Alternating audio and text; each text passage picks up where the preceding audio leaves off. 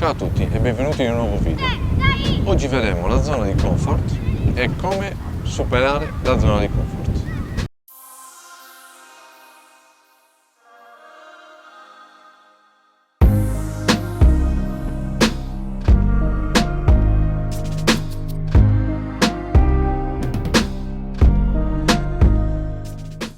Ciao a tutti e bentornati su un nuovo video. Come anzidetto oggi vedremo che cos'è la zona di comfort, di cosa si parla quando si parla di zona di comfort e quali sono gli stimoli per poter uscire da questa zona. La zona di comfort sostanzialmente è una zona in cui noi singolarmente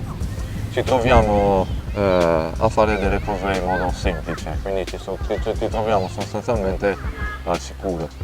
Una zona di comfort comune per tutti può essere la propria casa. La propria casa è una zona in cui si sente sicuri, è una zona in cui si fanno le cose con semplicità perché si fanno delle azioni giornaliere che vengono ripetute quindi tutti i giorni in modo semplice e praticamente automatico. Altra zona di comfort che si può individuare è data dai sentimenti che si possono trovare nelle persone che ci stanno attorno, quindi i familiari, quando siamo insieme ai nostri familiari siamo in una zona di comfort che ci permette di vivere la giornata o quei momenti in modo sereno, in modo semplice, senza avere particolari problemi. La zona di comfort del portiere sono tutte quelle situazioni che si creano nell'allenamento in partita in cui il portiere fa dei gesti tecnici che si sente suoi, che quindi ha fatto suoi durante gli allenamenti previsti e che li vengono con un'estrema facilità e quindi che vengono compiuti con una facilità tale che la preoccupazione di compiere quel determinato gesto è minima.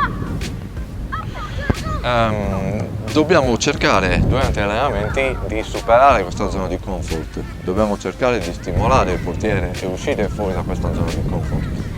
Ecco perché gli allenamenti devono essere studiati in modo tale da spingere il portiere sempre leggermente oltre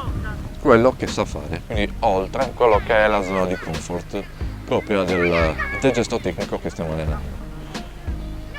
Uscire da queste zone di comfort è abbastanza semplice, nel senso che se un portiere fa un tuffo sulla destra e riesce ad arrivare magari a 2 metri dalla sua posizione di partenza, con un pallone dato a 2,5 metri, quel portiere entra in difficoltà, esce fuori dalla sua zona di comfort, per questo che il gesto a 2,5 metri non gli viene così semplice e quindi lo stiamo stimolando a fare qualcosa che esula dalla sua zona comfort e quindi che lo stimola a crearsi una nuova situazione, una nuova zona di interesse che nel tempo, una volta allenata con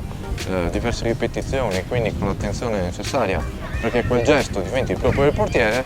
porterà ad avere una nuova zona di comfort e quindi una nuova zona di comfort creata per il portiere, anziché essere su un tuffo a 2 metri, diventerà un tuffo a 2,5 metri.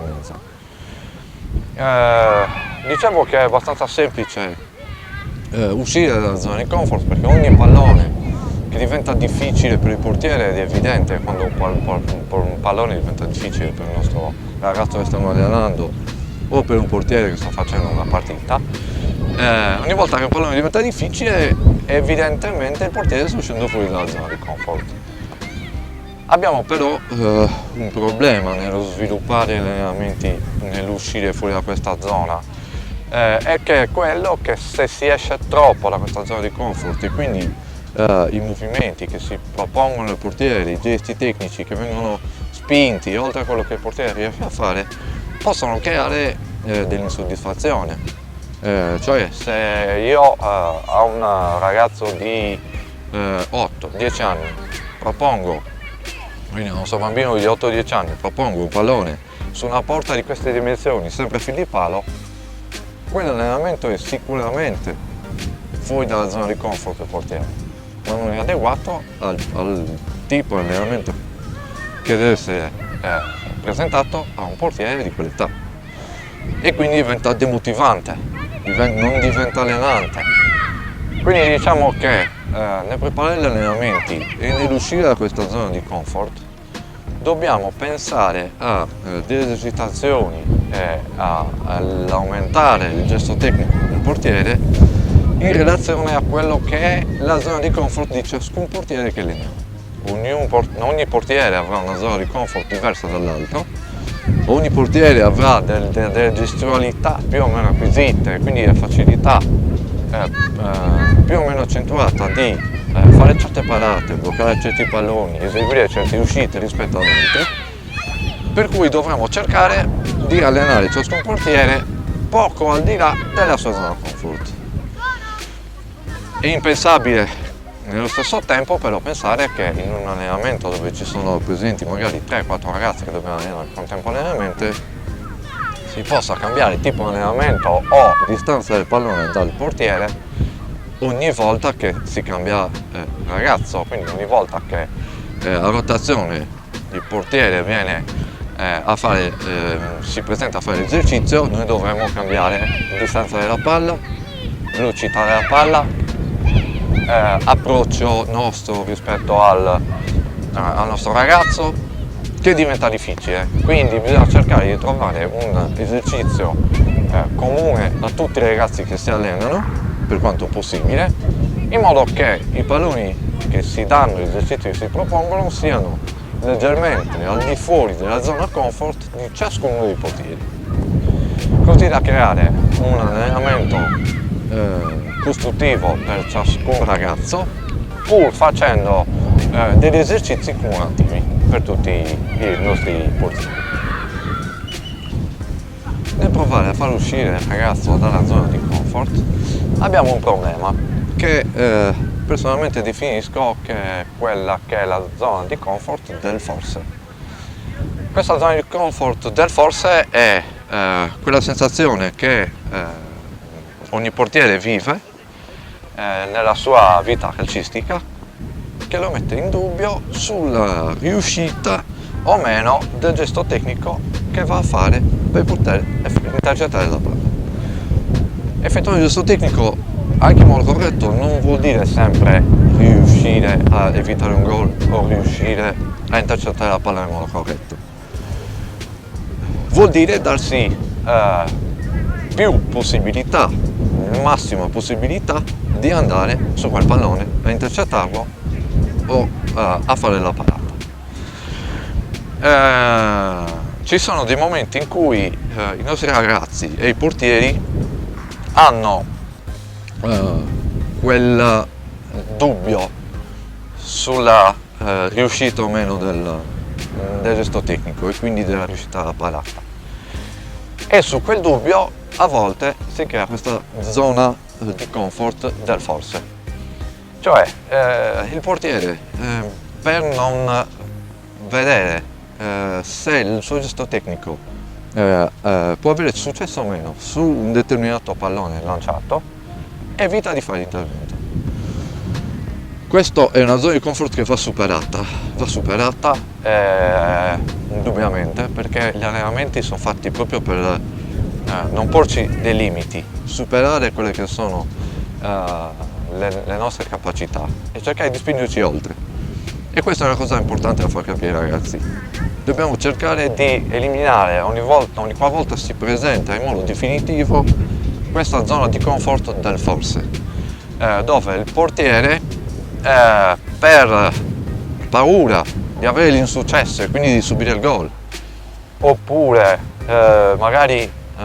perché quel gesto fatto in un determinato momento può portare alla riuscita e quindi successivamente a quella riuscita crede che il mister o i compagni di squadra si attendano d'ora in poi che quella sarà una parata che ha imparato a fare.